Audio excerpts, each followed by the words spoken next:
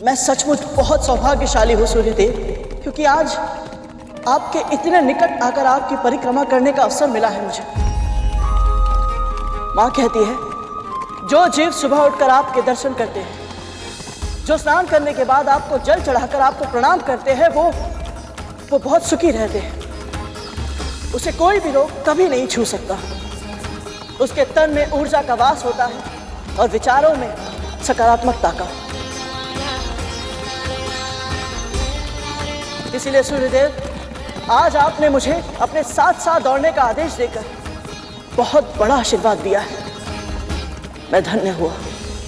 यदि तुम्हें लगता है कि मैं सत्य ही इतना प्रशंसनीय हूं, परम ब्रह्म का रूप हूं, तो तुमने मेरे पुत्र के सामने मेरा वर्णन नकारात्मक रूप से क्यों किया?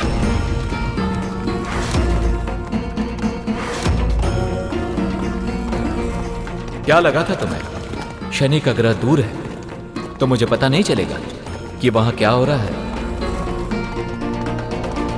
और कौन किसके बारे में क्या कह रहा है? परंतु सूर्यदेव, मैंने तो वही कहा था जो मुझे अपनी मां से पता चला था। और वो सत्य भी था। जो कुछ मैंने कहा और किया वो सब। पर तुम्हें क्या लगता है, मेरे भीतर के परम ब्रह्म ने अपने ही पुत्र के साथ ऐसा दुर्व्यवहार क्यों किया था?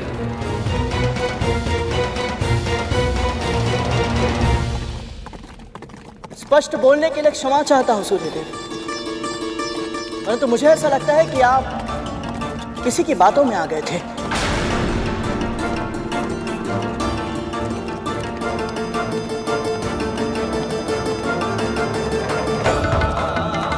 कौन है वो जिसने तुम्हारे अनुसार मुझे उकसाया था? किसकी चर्चा कर रहे हो तुम? महादेव शिव शिव शिव शिव।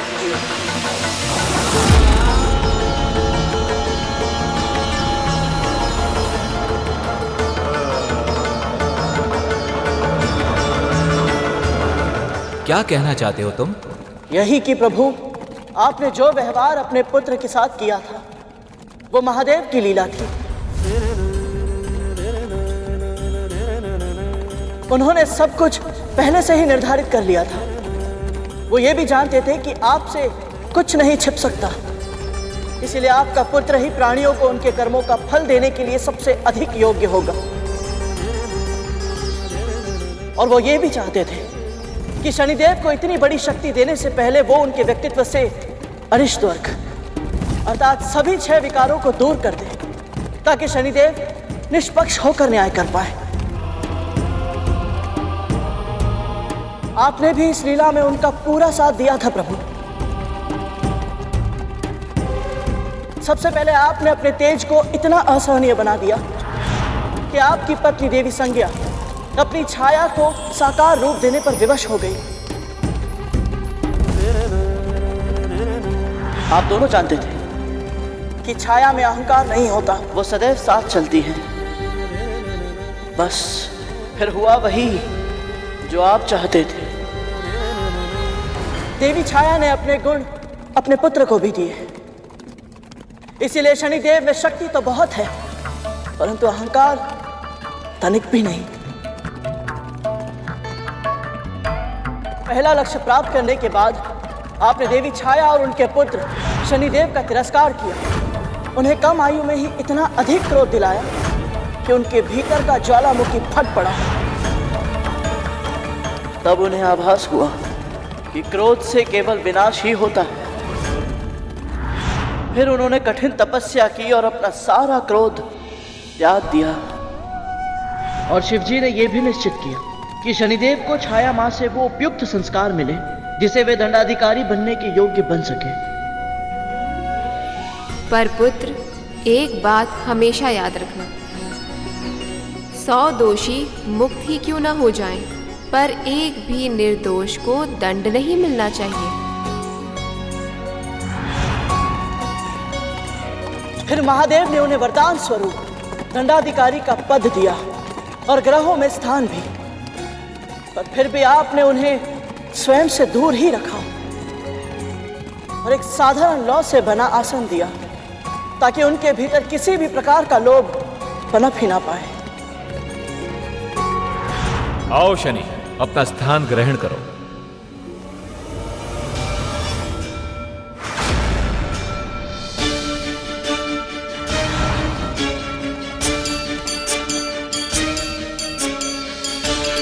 परंतु अब भी एक कार्य शेष था। जब शनिदेव का विवाह देवी दामिनी के साथ हुआ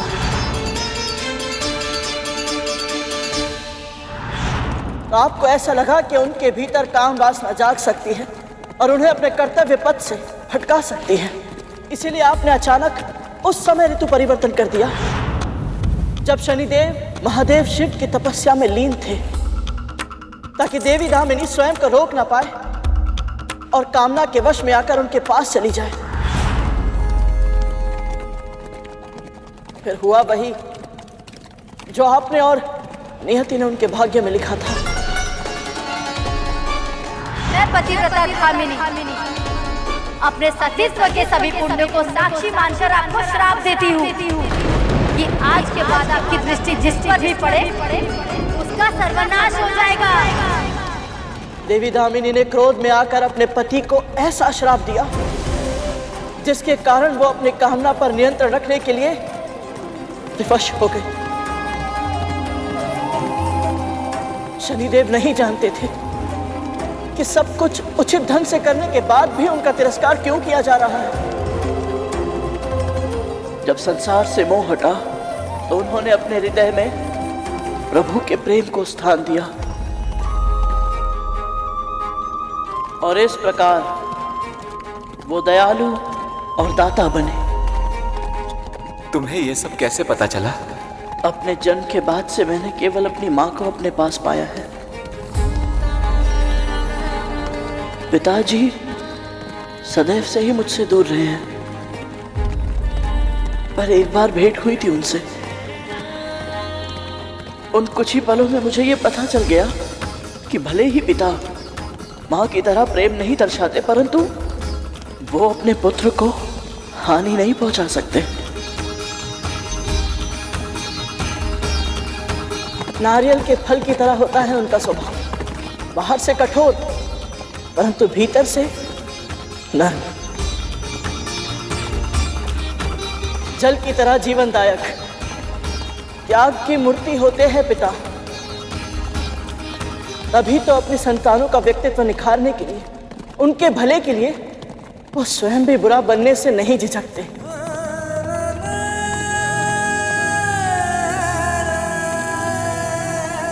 तुमने पुराने घावों को कुरेद दिया है गरुड़।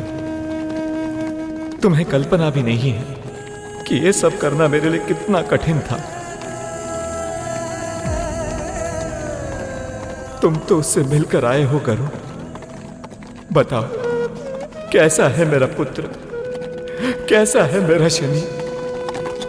जैसा आपने और महादेव शिव ने सोचा था बिल्कुल वैसे ही है शनिदेव। महाबलशाली पर सौम्य, उग्र पर परोपकारी, शक्ति संपन्न फिर भी विनीत। सत्य तो ये है सूर्यदेव, उनसे मिलने के पश्चात मुझे आभास हुआ कि वो आपसे बहुत स्नेह करते हैं, बहुत सम्मान करते हैं आपका। एक पुत्र अपनी माँ के साथ किसी भी विषय पर खुलकर बात कर सकता है, परंतु उसकी आंखों में केवल एक ही स्वप्न होता है, अपने पिता का गौरव बनना।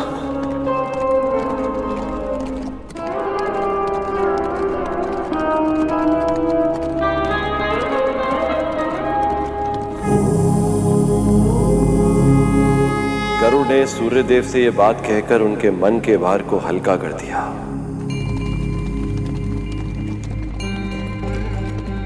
भविष्य में जब जब पिता पुत्र के संबंध जटिल होंगे तो यह प्रसंग सुनकर मतभेद मिटाए जाएंगे। जिस बुद्धि कौशल के साथ गरुड़ ने इस रहस्य को समझा है, उसे जानने के बाद मुझे पूरा विश्वास है कि गरुड़ अपने जीवन के लक्ष्य तक अवश्य पहुंचेगा। समस्त संसार में सबसे बड़ा मातृ और पितृ भक्त कहलाएगा।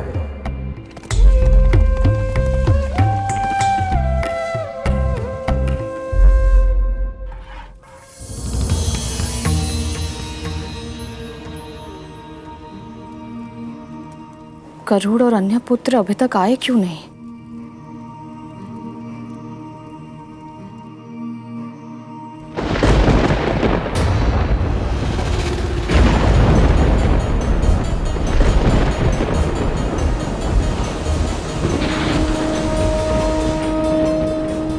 अचानक वातावरण क्यों बदल गया?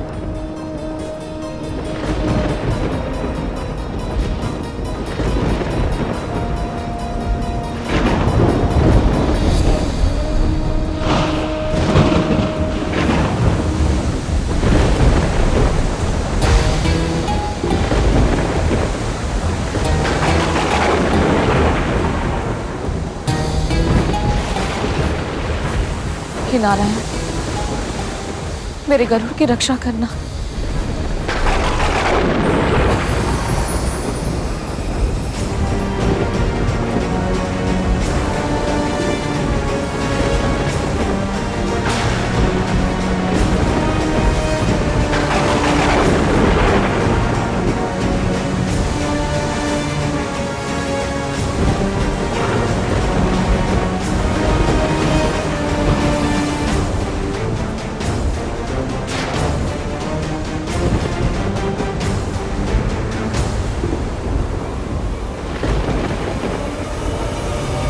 ये दूध तो फट गया।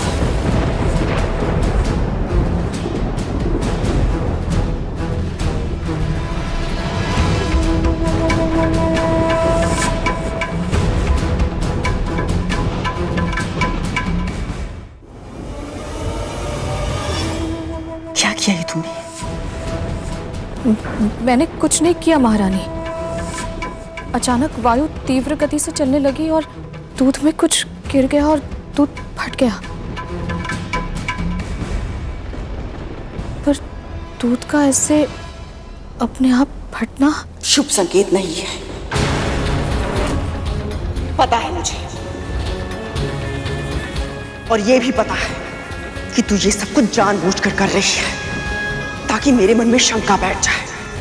जैसे मैंने तेरे पुत्रों के जन्म के समय तुझे भयभीत किया था, बिल्कुल वैसे ही तू भी मुझे भयभीत करना चाहती है ताकि तेरा प्रतिशोध पूरा हो सके। किस प्रतिशोध की बात कर रही हैं आप? मेरे पुत्रों के साथ जो कुछ भी हुआ मेरे कारण हुआ, मैंने किया था।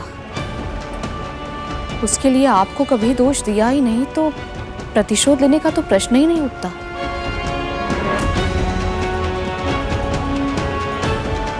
मैं भी एक मां हूं विंता, और अच्छे से जानती हूं एक मां अपने 100 कष्ट भूल सकती है, किंतु अपनी संतान का छोटे से छोटा कष्ट भी उसे सदैव स्मरण रहता है। कौन सी चोट कब कहां कैसे लगी, कितने दिन बाद भरी, कौन से घाव का निशान कहां पड़ा है और कौन से घाव का कोई भी निशान नहीं पड़ा है, एक मां कभी नहीं भूलती है, वो चाहे कितनी भी महान क्यों ना हो। मैं जानती हूं कि तूने सैकड़ों वर्षों तक गरुड़ के जन्म की प्रतीक्षा की है, क्योंकि तुझे ऐसा लगता है कि वो तुझे मेरी दास्तां से मुक्त करवाएगा। तो फिर प्रतिशोध की भावना तो मन में उपज ही रही होगी ना।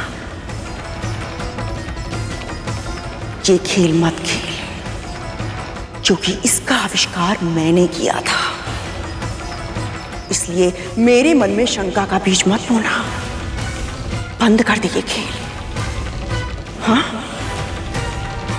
और एक बात, अपने और अपने पुत्र के मस्तिष्क से ये भ्रम बाहर निकालकर फेंक देना कि तुम दोनों को मेरी दास्तां से मुक्ति मिलेगी।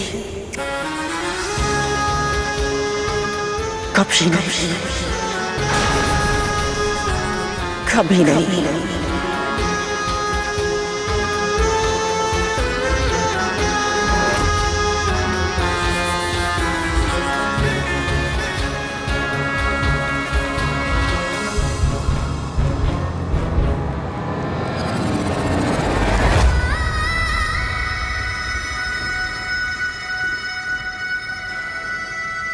गरुड़?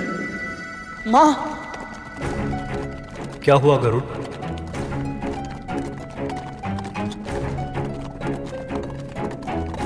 पता नहीं भैया, बस ऐसा लगा जैसे माँ पीड़ा में है। हो सकता है लौटने में मुझे बहुत देर हो गई है, इसलिए माँ मेरा स्मरण कर रही है। गरुड़, मैं जानता हूं तुम मुझसे कुछ मांगने आए हो, पर उसके लिए तुम्हें मेरे साकार रूप के पास जाना होगा।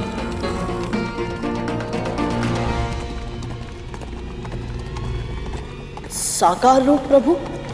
इस रथ पर आसीन जो तुम्हारे सामने है वो मेरा एक अंश मात्र है गरुड़।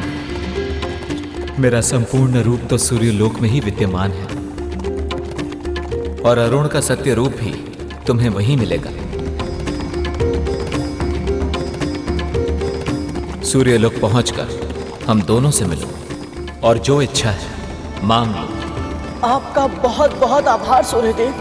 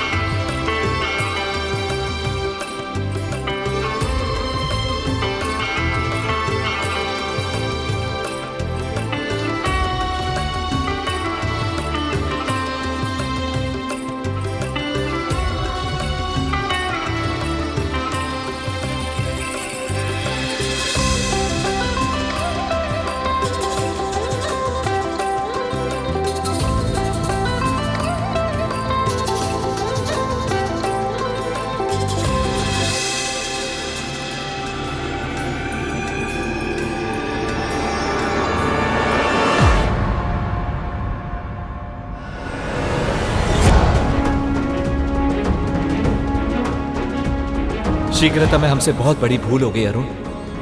हम गरुड़ को बाल खिलिया ऋषियों के बारे में सतर्क करना तो भूल ही गए।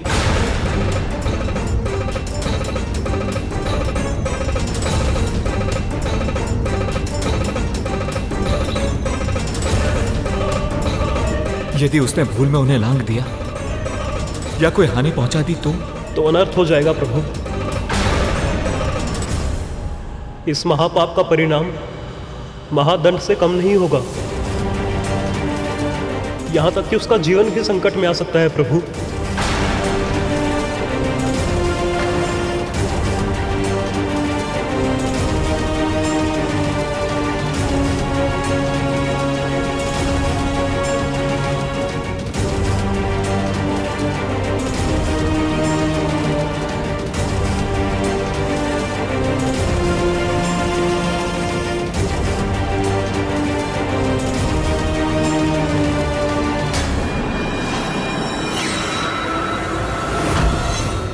पक्षीराज गरुड़ के साहस भरे कारनामे देखने के लिए चैनल को सब्सक्राइब करें और साथ ही बेल आइकॉन दबाना न भूलें।